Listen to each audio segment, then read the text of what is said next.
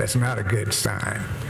It shows you that there's a divided opinion in this community as to the intention of the Spurs, that there's a lot of concern about just what the heck you're doing. Commissioners say they are skeptical about a plan the Spurs floated in Bexar County Court today.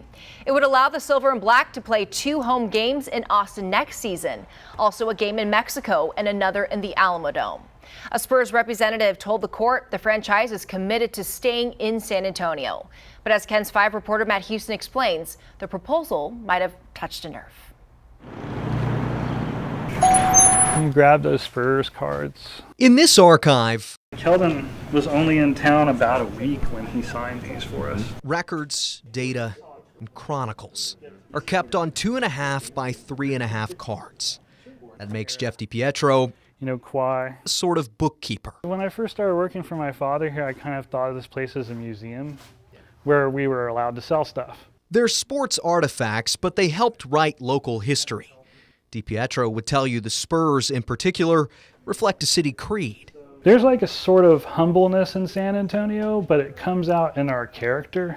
So any discussion of change seems unwelcome, especially when it involves Austin. That angst is amplified when you start talking about our friends up 35. A Spurs rep told county commissioners talks to play 2 games near the Capitol is part of expanding the Silver and Black brand. But it may feel like the latest in a series of friendly but meaningful competitions with the fastest growing metro in the country.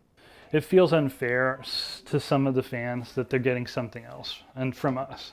But I think it's kind of like we're sharing a little bit of our identity, and that's not a bad thing. DiPietro says this is a good time to remember the Spurs' past here and look to its future.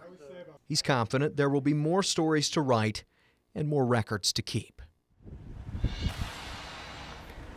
County commissioners want to hear that from Spurs ownership, though. Judge Nelson Wolf expressed some frustration that the franchise sent a lawyer to their meeting today instead of a more noteworthy investor, for example. All the parties will meet again in 2 weeks to try and hammer out some language that could allow the team to play elsewhere a couple of times a year. We're live from Spurs Lane. I'm Matt Houston, KENS 5. Thank you, Matt.